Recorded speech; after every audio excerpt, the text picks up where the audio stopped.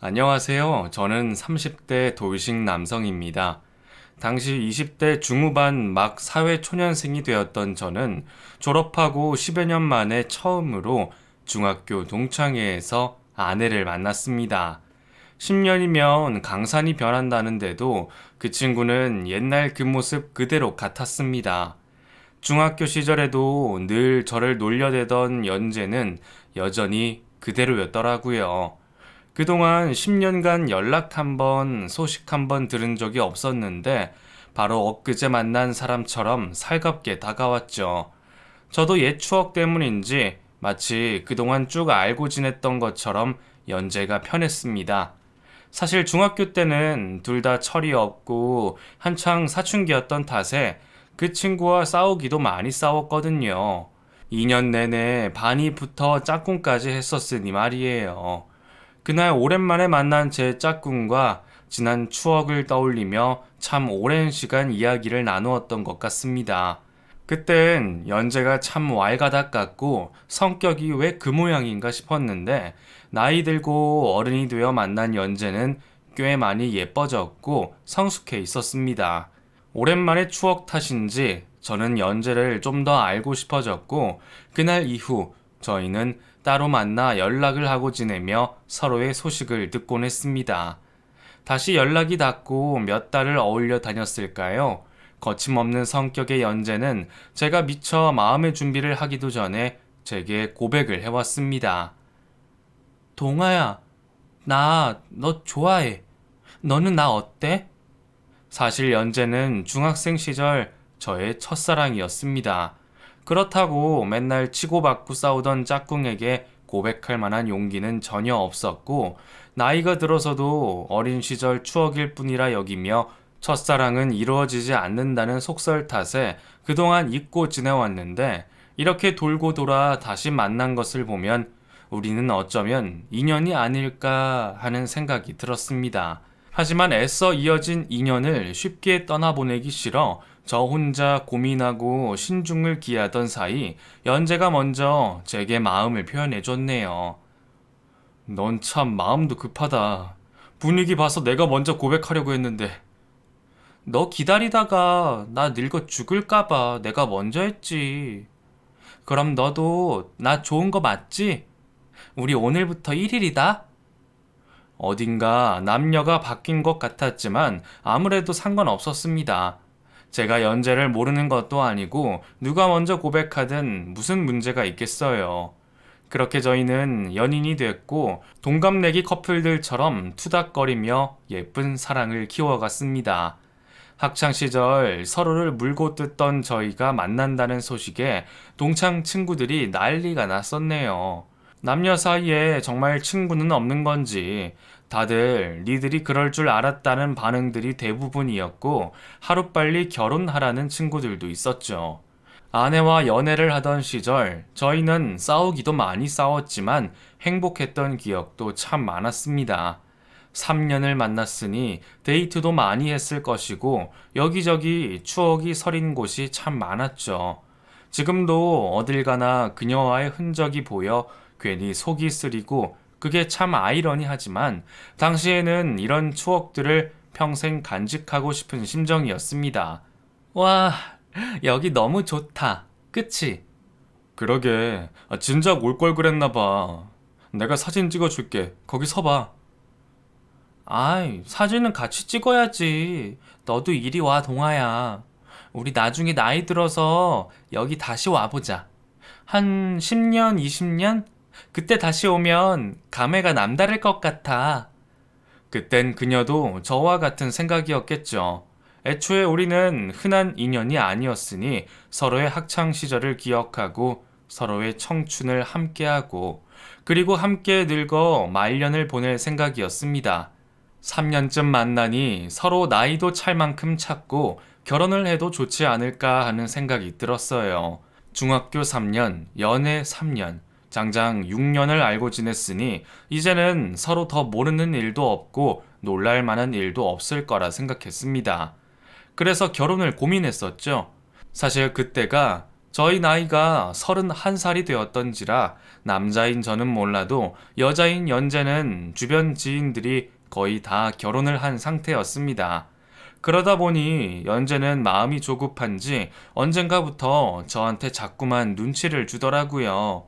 자기 혜진이 기억나? 혜진? 자기 대학 동기였나? 저번엔 누구 소개시켜 주자고 말했던. 맞아, 걔. 모태솔로 김혜진.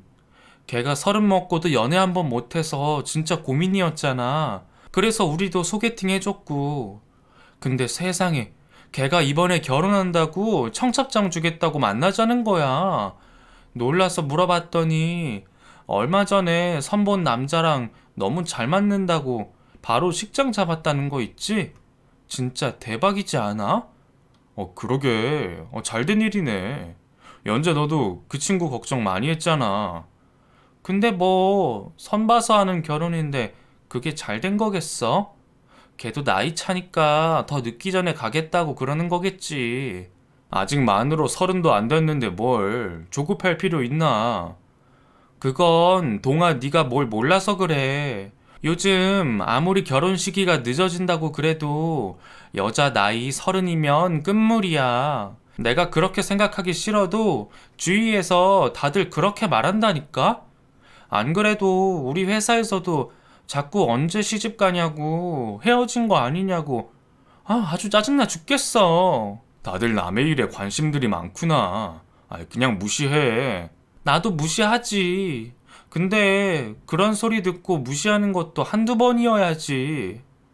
아무튼 나는 뭐 지금 일이 재밌기도 하고 별 딱히 결혼 생각도 없지만 주변은 다들 남자친구들 닥달해서 결혼 준비한다고 난리더라고.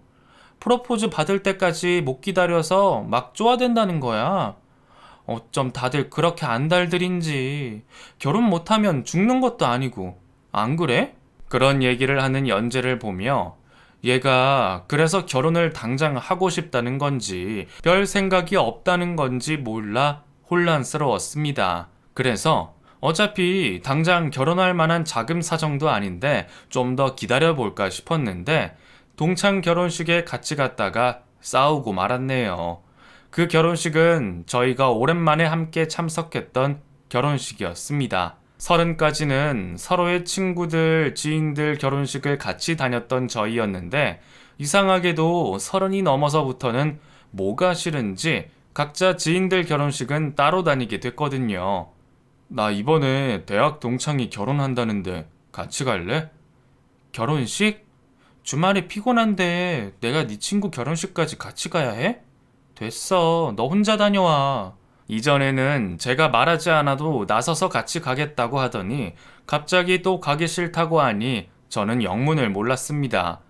연재 말대로 쉬고 싶은 주말에 괜히 잘 알지도 못하는 사람 결혼식을 뭐하러 데려가나 생각했습니다. 그래서 그 뒤로는 같이 결혼식 가자는 얘기도 안 했고 늘 따로 다녔었는데 그날은 동창 결혼식이니 같이 가야만 했습니다. 저는 오랜만에 같이 결혼식을 가니 괜히 기분이 들떠 있었는데 연재는 그런 제 표정이 마음에 안 드는 건지 제 차에 타자마자 짜증을 내더군요. 동아 너는 네 결혼식도 아닌데 뭐가 그렇게 기분이 좋아? 누가 보면 네가 장가가는 줄 알겠다. 친구가 결혼하는데 당연히 기분 좋지. 그리고 오랜만에 연재 너 차려입은 모습도 보고 너무 좋네. 연재야, 오늘 참 예쁘다. 하영이보다 더 예쁘면 어떡해? 말도 안 되는 소리 하지 마. 하객이 앞만 예뻐 봤자지. 결혼식의 주인공은 신부인데 그럴 리가 있겠어? 너 오늘 기분이 안 좋아? 아니 하영이 결혼식인데 왜 그래? 안 좋긴 뭐가 안 좋아. 네가 괜히 차 타자마자 헛소리 하니까 그러지.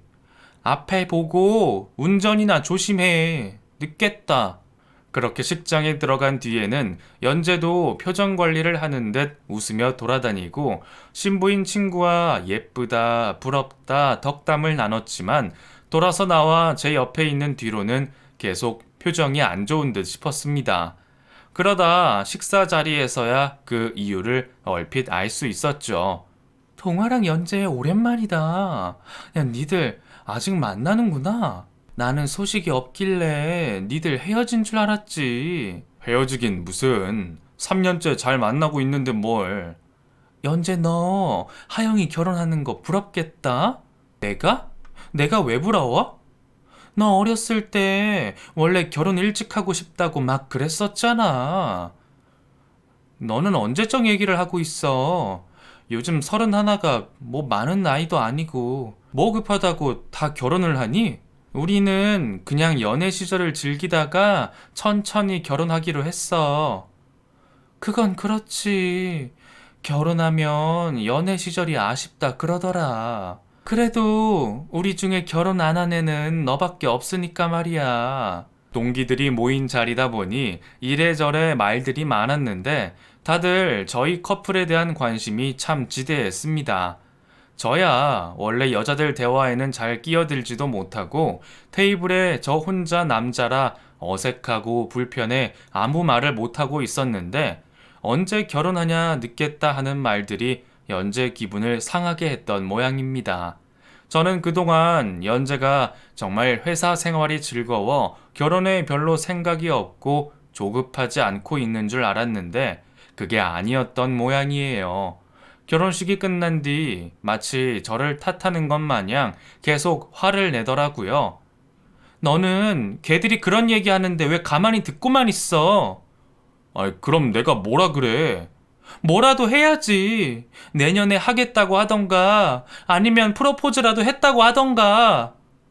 우리 일인데 굳이 알릴 필요 있어? 그리고 걔들도 궁금하니까 물어본 거겠지. 궁금해서 물어본다고? 말도 안 되는 소리 하지 말라 그래. 쟤네는 나 노처녀 되는 꼴이 우스워서 괜히 헛소리 하는 거야. 근데 네가 가만히 있으면 어떻게 하냐고. 그때는 속상한지 짜증을 내는 연재가 저는 마냥 귀엽기만 했습니다. 겉으로는 아닌 줄 알았더니 알고 보니 결혼을 바라고 있나 보다는 생각에 저도 좀 용기가 났거든요. 저도 우리가 이제 슬슬 결혼 약속을 하면 좋지 않을까 생각해 보기도 했었고, 무엇보다 연재 마음을 더는 불안해하게 하고 싶지 않았습니다. 그래서 저는 프로포즈를 결심했죠. 연애 때 고백은 연재가 했으니 결혼 프로포즈는 무조건 제가 하겠다고 마음먹었고, 혼자 반지를 보러 다니며 이리저리 고민했습니다. 평소 연재가 부럽다고 했던 브랜드의 반지를 사서 차 트렁크에 꽃바구니와 플랜카드를 걸어 연재에게 프로포즈를 했죠. 전에 누군가가 그런 식으로 프로포즈를 받는 것을 보고 부럽다 하던 것이 기억나 준비했던 것이었지만 혹시나 안 좋아하면 어쩌나 걱정이 많았습니다. 그래도 다행히 연재는 아주 좋아해줬어요. 감동의 눈물까지 흘리지는 않았지만 기쁘기는 한 건지 방방 뛰면서 반지를 뚫어져라 쳐다보고만 있더라고요. 그리고 꽃다발과 사진을 한 100만 장 정도 찍어서 SNS에 올렸으니 꽤 마음에 들었던 것 같습니다. 프로포즈 이후로는 모든 것이 급박하게 돌아갔습니다. 연재는 당장이라도 식을 올려야 하는 것처럼 말했고 저는 곧바로 예비 처가댁을 찾아갔습니다. 물론 연애하면서 몇 번 찾아뵌 적은 있었기에 그날의 방문이 처음은 아니었지만 그래도 결혼 허락을 받으러 간다는 것은 남다른 의미가 있었습니다.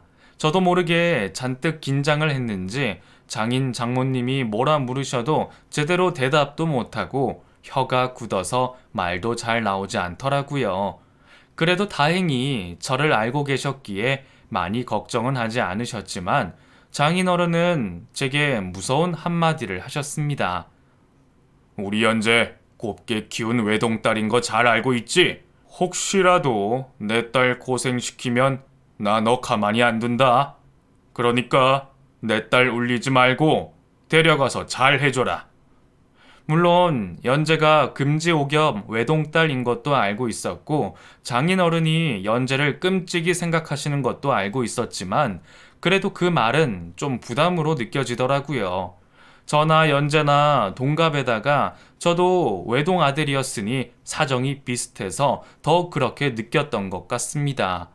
물론 아들 보내는 입장과 딸 보내는 입장이 다르시다는 것도 알지만 요즘같이 남녀가 평등한 세상에 저희 부모님이라고 자식 보내는 게 아쉽지 않으실 리도 없었고, 또 걱정이 안 되실 일도 없었죠.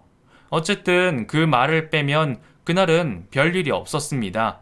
그 뒤로 연재도 저희 집에 다녀갔고, 저희 부모님이야 뭐 큰 반대도 우려도 하지 않으셨습니다. 그저 니들이 좋다니 예쁘게 잘 살아보라며 응원을 해주셨죠. 그걸 보면 역시 아들 둔 부모님은 좀 묻어나신 건가 싶기도 하고 다르기는 다르다 싶었던 것 같습니다. 그렇게 양가 부모님들께 결혼 허락을 받아낸 저희는 상견례 전에 이것저것 알아보고 준비할 것들이 많았습니다. 처가댁은 가게를 하시고 저희 부모님은 아직 일을 하고 계시는 터라 자주 만나서 문제들을 조율할 만한 시간적 여유가 많이 없었거든요. 괜히 어려운 자리 자주 만들고 싶지도 않았고요. 그리고 부모님들이 욕심이 없으신지 예물 예단이나 식장이나 저희가 원하는 쪽으로 하시기를 바라시기에 웬만한 부분들은 저희들이 알아보고 정리해서 얘기를 나누는 게 좋겠다 싶었습니다. 다른 건 다 그렇다 쳐도 가장 걱정스러운 부분은 당연히 신혼집 문제였어요. 사실 제가 그동안 결혼에 확신을 못 가진 것도 바로 그 걱정이 가장 컸거든요. 집값은 매년 오르고 있지만 저희 월급은 여태 그대로에다가 아직 몇 년 되지 않은 사회 초년생이다 보니 분명 아낀다고 아낀 것 같은데도 모아둔 돈은 그리 많지 않았습니다. 결혼 준비를 위해 저희는 서로 통장을 오픈하기로 했죠. 연재 너는 모은 돈 좀 있어? 나야 뭐 취업이 늦게 되기도 했고 우리 회사 알잖아. 중소기업에서 산업 디자이너로 일하던 연재는 바쁜 회사 생활에 비하면 그리 연봉이 높은 편은 아니었습니다. 그쪽 업계가 얼마나 어렵고 고단한지는 저도 연재를 통해 잘 알고 있었기에 별 기대를 하지는 않았지만 그래도 제 생각보다 모은 돈이 훨씬 더 없더라고요. 겨우 3천만 원이 전부인 통장을 보고 저는 좀 충격을 받기도 했습니다. 3천이면 결혼 준비가 좀 힘들지 않을까? 야, 내 월급에 이 정도면 많이 모은 거지. 내가 뭐 사치라도 한 줄 알아? 그러는 동안 너는 얼마나 모았는데? 어디 봐봐. 나도 얼마 안 되긴 해. 그래도 둘 다 일해서 어떻게 하지? 저는 학자금 대출 갚느라 돈을 좀 쓰기는 했지만 그래도 사회생활 4년 차에 1억은 모았습니다. 그리고 할부 없는 제 차도 있었고요. 물론 그것도 결혼을 준비할 수 있을 만큼 많은 돈은 아니었지만 말이에요. 부모님께 어쩔 수 없이 도움을 받는다고 해도 둘이서 1억 3천으로는 결혼 준비가 어려울 것 같았습니다. 그 와중에 처가에서는 도움을 얻을 수도 없었고요. 우리 집은 못 도와주셔. 알잖아. 우리 아빠 퇴직하고 가게 차리면서 아직 빚이 남은 거. 뭐 그래도 혼수는 내가 해오면 될 것 같고 집만 어떻게 해결하면 될 것 같은데 사실 집이 제일 중요한 거 아니야? 결혼 준비 비용은 제외한다고 쳐도 네 돈으로 혼수하면 1억으로 집을 구해야 하는데 요즘은 원룸 보증금도 1억 아니야? 그러니까 너도 부모님께 여쭤봐. 그래도 아직 일하고 계시는데 좀 여유 있으실 거 아니야. 전세를 구할래도 여유가 더 있어야 하잖아. 이럴 거면 결혼은 좀 신중하고 천천히 생각했어야 했는가 뒤늦은 후회가 들더라고요. 물론 상황에 맞춰 준비하면 되는 거지만 연재는 별로 그럴 생각이 없어 보였거든요. 결국 저도 부모님 앞에서 아쉬운 얘기를 꺼낼 수밖에 없었습니다. 솔직히 당연히 도움받게 될 거라 생각하기는 했지만 제 예상보다 더 큰 도움을 바라야 한다니 부모님께 죄송스럽기도 했어요. 양가 다 비슷한 사정에 처가에서는 도움 못 주실 거라는 얘기를 꺼내는 것도 죄송스러웠고 말이죠. 그런데 부모님은 제 기대보다 더 많은 것을 준비하고 계셨더라고요. 제가 결혼할 때를 위해서 부모님이 청약을 받아두신 아파트가 있었는데 그걸 제게 주시겠다고 하신 겁니다. 아파트는커녕 전세금만 빌려도 감지덕지하다 생각했는데 생각지도 못한 큰 도움에 너무 감사하기만 했습니다. 근데 한 가지 문제가 있었어요. 아직 완공되려면 2년 남긴 했는데 그래도 2년 뒤에는 집이 생기는 거 아니니? 니들 가진 돈으로 전세라도 구하려면 대출 받아야 할 텐데 전세 대출 받으려면 대출 이자도 만만치 않고 그럴 바에는 니들이 딱 2년만 여기 들어와서 살면서 돈 모아서 나가면 어떨까 싶은데 우리도 바쁘니까 니들이랑 마주칠 일도 별로 없을 거고 그리고 우리가 뭐 연재 시집살이라도 시키겠니? 그렇게 생각해 주시면 저희야 좋죠. 말씀처럼 대출 이자도 적은 게 아니니까요. 그래. 그러면 네가 연재랑 한번 잘 얘기해봐. 솔직히 저는 그때 2년 뒤에 집이 생긴다는 생각에 너무 기뻐서 다른 고민은 할 겨를이 없었습니다. 물론 2년간 집에 들어와 살으라고 하시는 것도 감사하다고만 생각했고요. 하지만 며느리인 연재 입장은 다른 모양이더라고요. 2년간 들어와 살으라고 하는 대목에서 절대로 안 된다. 난리가 났습니다. 뭐? 2년을 들어와서 살으라고? 아니, 그게 말이 돼? 아니, 우리 부모님은 다른 뜻이 있는 게 아니라 대출 이자도 그렇고 그냥 2년간 돈 모아서 나가라고 하시는 거지. 그거야 우리가 알아서 할 일이고 그렇다고 내가 어떻게 시댁에서 살아. 아니, 우리 부모님 바쁘셔서 같이 사는 나도 집에서 잘 못 빼. 주말이면 두 분이서 골프 다니시느라 바쁘시고 평일에는 식사도 다 밖에서 하고 들어오시니까 정말 마주칠 일도 별로 없을 거야. 한 집에 사는데 어떻게 안 불편할 수가 있어? 이왕 도와주실 거면 처음부터 끝까지 도와주시면 안 돼? 왜 하필 2년 동안 들어와서 살으라고 그러셔? 혹시 나 시집살이라도 시키려고 그러시는 거 아니야? 뭐? 시집살이라니 왜 말을 그렇게 해? 연재 너도 우리 엄마 알잖아. 우리 엄마가 뭐 시집살이 시키고 그러실 분이야? 그걸 네가 어떻게 알아? 그 말 정말 장담할 수 있어? 원래 아들들은 모르는 게 자기 엄마야. 아무튼 나는 싫고 차라리 원룸 살면 살지 시집살이는 못해. 물론 시댁에 산다는 게 며느리 입장에서 어려운 일일지 모르겠지만 저희 부모님이 정말로 며느리 시집살이 시키거나 끼고 살고 싶어서 그러시는 분들도 아니고 오히려 다들 바쁘셔서 저희 볼 시간도 없으실 텐데 왜 그렇게 싫어하는지 사실 모르겠더라고요. 그래도 제가 며느리 입장이 아니니 어떻게 그 속을 다 이해할 수 있겠습니까?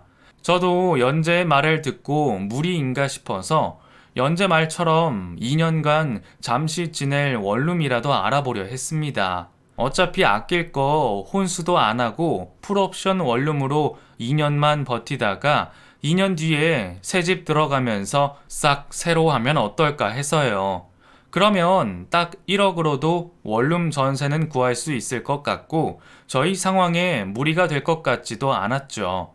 그런데 연재는 이제 와서는 또 그것도 싫다고 하는 겁니다.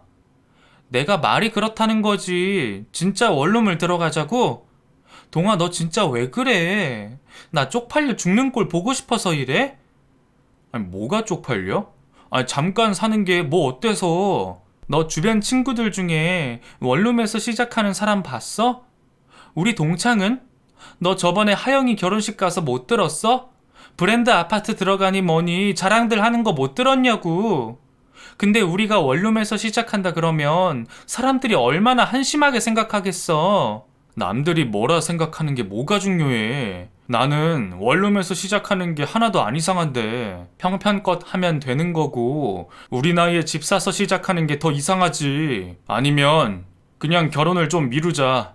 아파트 입주 2년도 안 남았는데 천천히 준비하다가 그때 결혼하면 되잖아. 너가 이래서 여태 제대로 연애를 못한 거야. 왜 이렇게 여자 마음을 모르니? 나 프로포즈 받은 거 다 자랑해놨는데 이제 와서 2년 뒤에 시골린다 그러면 다들 뭐라 생각하겠어. 결혼 미루는 건 절대로 안 돼. 아무튼 우리는 그래도 신혼집으로 원룸은 좀 그러니까 좀 더 생각해보자. 결혼은 미뤄서는 안 돼. 원룸에서 시작하는 것도 싫어. 시집살이는 더 싫어. 대체 그 상황에 뭘 바라는 건지 저는 머리가 아플 지경이었습니다. 결혼 준비가 어렵다는 건 알고 있었지만 참 어디까지 걱정하고 무리를 해야 하는지 모르겠더라고요. 그렇게 상견례를 하기도 전에 저희는 몇 번이나 고비를 넘겨야 했습니다.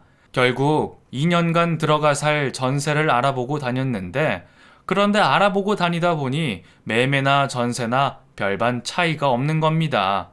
어차피 대출받아야 하는 건 매한가지인데 오히려 매매를 하는 게 대출 금리도 더 쌌어요. 부동산에서는 집값은 계속 오를 거라며 부추기고 그래서 빌라를 살까 했더니 구축이라도 아파트가 낫다 하더라고요. 요즘 이런 집 없어서 못 사는 거예요. 내가 젊은 커플이 예뻐 보여서 몰래 보여주는 거야. 이런 집 리모델링만 싹 해서 나중에 웃돈 주고 팔면 좋아요. 무조건 집값 오를 테니까 나 믿고 계약해요. 응? 결국 이런저런 고민을 해보던 저는 싸게 나온 구축 아파트를 매매하게 됐습니다. 구축이라 낡고 오래되긴 했지만 부동산 사장님 말씀처럼 리모델링만 좀 하고 나중에 팔아도 그 돈은 벌지 않을까 싶었거든요. 물론 연재는 브랜드 아파트가 아니라 아쉬워하는 게 눈에 보였지만 저희 사정에 그게 최선이라는 건 자기도 알고 있었습니다.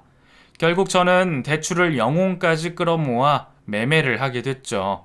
그 와중에도 연재와 의견 마찰이 있었지만 결혼하는 마당에 더 이상 잡음을 만들고 싶지도 않아 이왕 좋은 대로 해줄 거면 해달라는 대로 다 해주기로 했어요. 연재가 제가 대출받아 매매하는 집을 공동 명의로 하자 했거든요.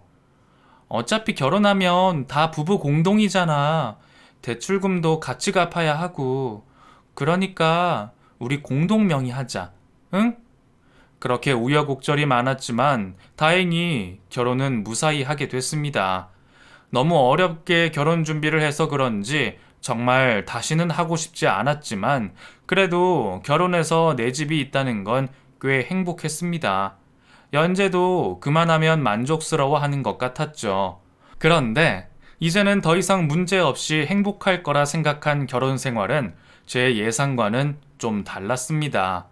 결혼하고 얼마 되지 않아 연재는 제게 이직을 권유했습니다.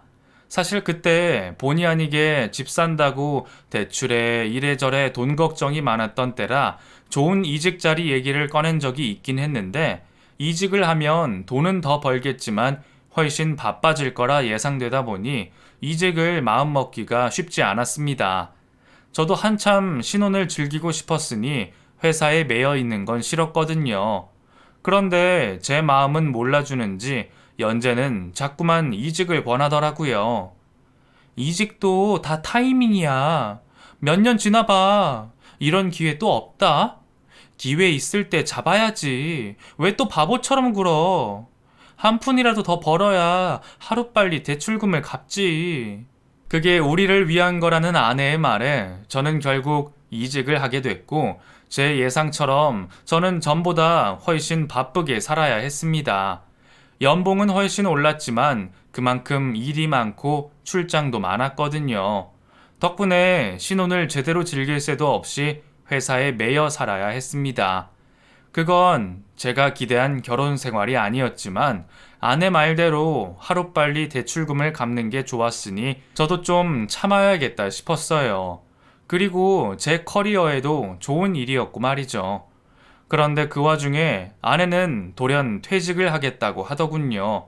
솔직히 당황했습니다. 집 살 때 분명 같이 대출금 갚자 말했었고 저더러 이직하라 한 이유도 돈 때문이었는데 자기는 퇴직을 하겠다니 앞뒤가 안 맞다 생각했습니다. 그런데 아내는 너무 힘들어서 더는 못 버티겠다고 말했고 처음에는 반대하던 저도 결국 스트레스로 입원까지 하게 된 아내를 보며 아내의 뜻을 들어줄 수밖에 없었습니다. 서서방이 이해 좀 해줘야지 어쩌겠나. 일도 돈도 좋지만 애는 살아야지. 우리 연재 좀 봐봐. 회사가 얼마나 힘이 들었으면 이렇게 쓰러지기까지 하나. 서서방이 그동안 몰라서 그렇지 이런 일이 한두 번이 아니었어. 그래도 결혼하면 좀 편해지나 했더니 아내가 아프다는데 참고 회사 다니라고 할 남편이 어디 있겠어요. 결국 아프다는 아내를 이해해 아내는 퇴사를 하고 당분간 쉬면서 집안 살림을 돌보기로 했어요. 그런데 이번에는 살림 배운다는 핑계로 집에 장모님을 데려와 지내더라고요. 물론 잠은 집에 가서 주무시지만 제가 야근하고 돌아올 때까지 계시다 보니 저는 어쩔 수 없이 장모님과 매일 마주칠 수밖에 없었습니다. 그나마 야근하고 오는 날은 인사만 하고 가시니 괜찮은데 저도 집에서 좀 편하게 쉬고 TV도 보고 싶은데 장모님이 밤에 하는 드라마가 끝날 때까지 집에 가시지를 않으시니 저는 TV도 볼 수 없었고 주방에 앉아서 맥주 마시면서 핸드폰이라도 보려고 하면 꼭 한마디씩 하시고 나니까 그마저도 할 수가 없었습니다. 서서방, 이 시간에 무슨 술을 마셔? 저번에도 마시는 것 같고 맥주 캔도 좀 있는 것 같던데. 설마 서서방 알코올 중독 아니야? 예? 아니, 그냥 맥주 한 캔인데. 맥주는 뭐 술 아니야? 그렇게 자주 마시면 살만 찌고 몸에는 하나도 좋지도 않은데 그것도 다 돈 아니야. 좋지도 않은 술 자꾸 먹지 마. 그리고 애들처럼 거기 앉아서 핸드폰 들여다보고 있지 말고 뭐 자기 개발 같은 것 좀 해. 책이라도 읽던가. 아, 예. 나는 어떻게 집에 와서도 마음 편히 쉴 수 없는 건지 결국 장모님 잔소리가 듣기 싫어 방에 틀어박혀 불편하게 있을 수밖에 없었습니다. 장모님, 일찍 보내드리면 안 돼? 왜? 엄마랑 같이 있는 거 불편해서? 아니, 같이 있는 게 불편하기보다 장모님이 내가 아무것도 못하게 하시니까. 뭘 못하게 해. 하고 싶은 거 있으면 하면 되지. 거 봐. 당신도 우리 엄마 불편하지? 근데 그런 사람이 나더러 2년간 시집살이를 하라 했냐? 아니, 그거랑 이건 다르지. 장모님은 내가 핸드폰 하는 거 가지고도 뭐라 하시잖아. 그런 것만 안 하셔도 괜찮지. 그럼 잔소리라도 하시지 말라고 말씀드려. 그게 왜 잔소리야? 다 맞는 말이잖아. 그럼 어른 앞에서 핸드폰 하고 있는 게 좋게 보이겠어? 부탁을 해도 말이 안 통하는 아내 때문에 저는 더 이상 말을 꺼내지도 않았습니다. 그냥 내가 알아서 참고 피해야겠구나 생각했죠. 하지만 결혼 생활이 이런 건지 정신적으로 너무 피곤하고 착잡한 마음이었습니다. 그래도 아직 결혼 생활이 얼마 되지 않았으니 적응하면 괜찮아질 거라는 생각으로 참았었죠. 그런데 결혼 2년 차가 되던 해에 아내가 갑자기 돈 얘기를 꺼냈습니다. 장사하시는 장인어른 가게 문제로 돈이 필요하다는 거였죠. 그동안은 이래저래 버티신 모양인데 코로나가 터지면서 많이 어려워지셨던 모양이더라고요. 사정을 저도 모르지 않으니 저도 도와드리고 싶었지만 그렇다고 저희도 크게 도와드릴 형편은 아니었어요. 집 산다고 받은 대출금 때문에 따로 대출을 받을 수도 없었고 아내는 무직 상태라 다른 방법도 없었죠. 그런 상황에 어떻게 돈을 해드린다는 건가 했는데 아내가 대뜸 집을 팔자 그러는 겁니다. 당신 여기 집값 2배 가까이 오른 거 알지? 지금 당장 팔아도 훨씬 이득이야. 그러니까 이 집 팔아서 시세 차익으로 우리 아빠 좀 도와드리자. 꽁으로 얻은 돈인데 그 정도는 좀 도와드릴 수 있잖아. 근데 그거 시세 차익 빼면 그 돈으로는 집 못 구해. 당신 빌라도 싫잖아. 어차피 반년 뒤에는 우리 신축 아파트 들어갈 수 있을 거 아니야. 시부모님이 해주신다 한 거 있잖아. 그러니까 그 사이에 몇 달 동안만 우리 집에 가서 지내면 되지. 지금도 엄마 왔다 갔다 하시는데 뭐 더 불편한 거 있겠어? 다른 건 다 그렇다 쳐도 그 말은 정말 이해할 수 없었습니다. 우리 부모님이 들어와 살라 할 때는 시집살이 시키냐 뭐냐 별소리 다 하면서 싫다고 난리치더니 이제 와서 저더러는 처가살이를 하라뇨. 아무리 사위 며느리 다른 건진 모르겠지만 늘 자기 입장에서만 생각하는 아내의 그런 태도가 가장 싫었습니다. 그리고 저는 우리 힘으로 집도 샀으니 부모님이 주시겠다는 그 아파트 받을 생각도 없었는데 이제 와서 무슨 소리를 하는지 기가 막혔죠. 나 부모님한테 아파트 안 받을 거고 이 집 팔 생각도 없어. 그리고 그 돈 빌려드리면 돌려받지도 못할 건데 무슨 소리야. 사실 장인어른 이전에도 가게 잘 안 됐잖아. 애초에 회사 다니시다가 장사하시는 게 쉽냐고. 차라리 지금이라도 다른 일 알아보시는 게 나을 것 같아. 당신 진짜 너무한다. 어떻게 이런 상황에 우리 가족을 나 몰라라 할 수 있어? 당신 아버지 일이어도 이렇게 나왔을 거야? 아닌 건 아닌 거지. 여기서 네 식구 내 식구가 어디 있어. 장인어른 위해서도 그게 맞아. 지금 빚만 대체 얼마야. 코로나가 얼마나 더 길어질지도 모르는데 질질 끌어서 답이 있겠냐고. 사람이 왜 그렇게 이기적이야? 도와주기 싫으면 말이라도 조심해. 지금 뭐 망하기를 바라는 거야 뭐야? 아, 그래. 당신이 그렇게 받아들이는 거면 나도 더 할 말 없다.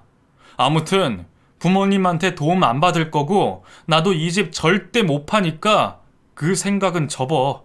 결국 그 일로 저희는 아주 크게 싸웠지만 예정되어 있던 해외 출장 탓에 화해를 할 겨를도 없었습니다.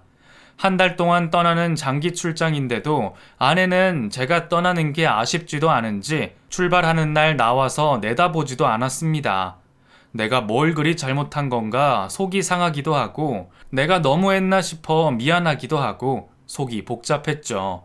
그래도 그런 상황에 현실적으로 제가 도울 수 있는 방법은 없다 생각했습니다.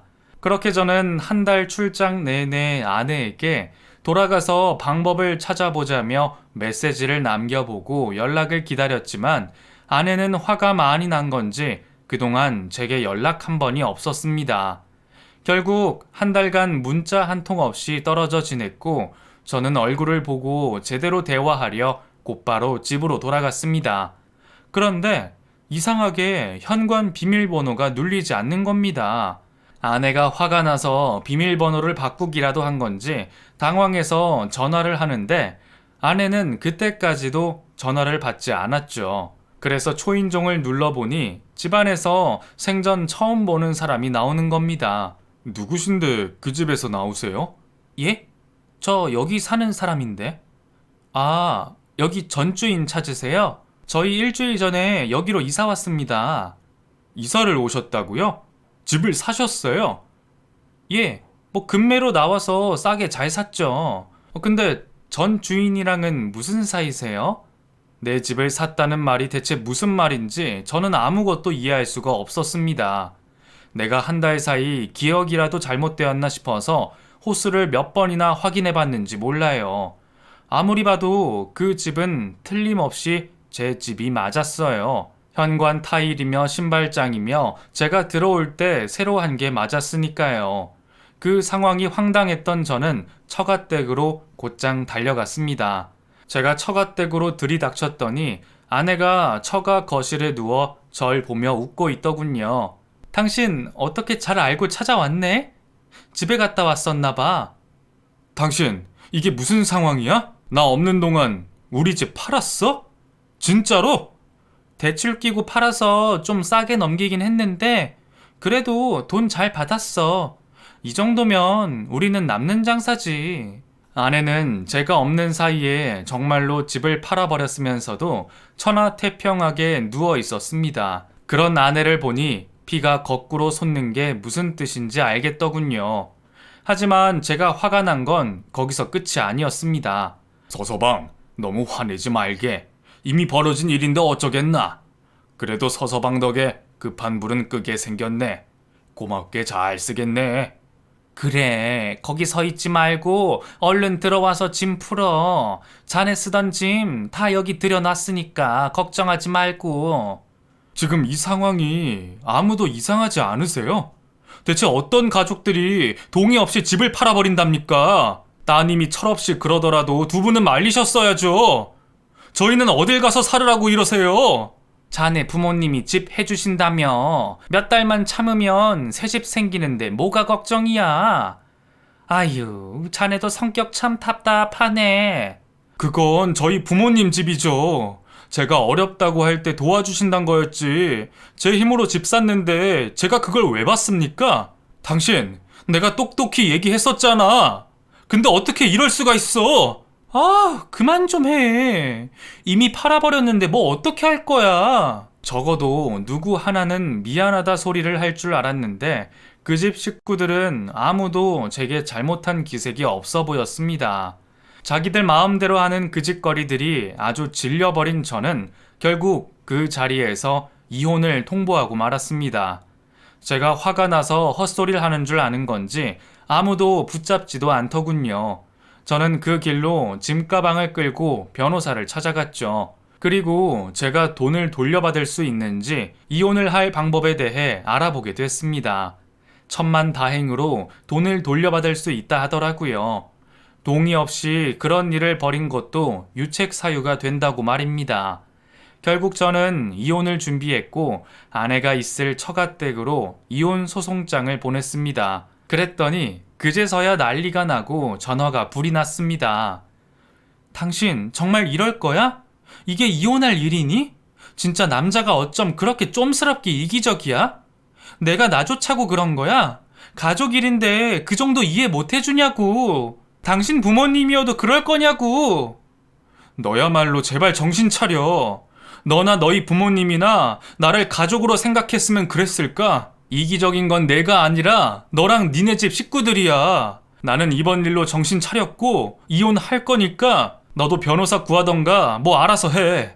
그리고 더 이상 너랑 얘기하고 싶지 않으니까 다시는 연락하지 말고. 저는 그동안 처가에 조금씩 보낸 돈이며 아내가 그동안 살림도 제대로 안 하고 썼던 생활비들이며 대출금 한번 갚지 않은 것들을 증거로 모아 소송을 준비했습니다. 그나마 결혼 기간이 짧았고 아내가 대출금 한번 갚지 않았던 것이 아주 큰 도움이 되었네요. 덕분에 저는 거의 모든 돈을 돌려받을 수 있었고 덕분에 큰 어려움 없이 이혼을 할 수 있었습니다. 아내는 받아들일 수 없다며 항소를 하니 많이 난리를 쳤지만 변호사 비용을 생각하면 그러지는 못하겠던 모양이었어요. 그래도 입은 살았는지 저한테 자기 식구들 길바닥에 나앉으면 다 내 탓이라며 악담을 하고 가더라고요. 장인 장모가 내 식구일 때나 걱정을 했던 거지 이제 와서 남이 되었는데 뭐하러 그 집 식구들 걱정할까요? 끝까지 내 탓만 하는 아내에게 저는 정말 질릴 대로 질렸습니다. 그리고 덕분에 좀 더 빨리 정을 떼어낼 수 있었네요. 물론 동창들 사이에 저희가 이혼한 소문이 파다해서 다시는 동창회를 나가지 못할 것 같지만 그래도 별로 즐겁지도 않고 지긋지긋했던 결혼 생활을 하루빨리 청산할 수 있어 다행이었습니다. 아내에게 고마웠던 것을 생각하자면 무리해서 집을 사서 집값이 많이 올랐던 것과 반강제로 이직을 해서 연봉이 많이 오른 것이 있겠네요. 그걸 고마워하는 게 맞나 싶기는 하지만 그래도 뭐라도 남은 게 있지 않냐며 스스로를 위로해 봅니다. 솔직히 당분간 결혼 생각은 별로 없을 것 같아요.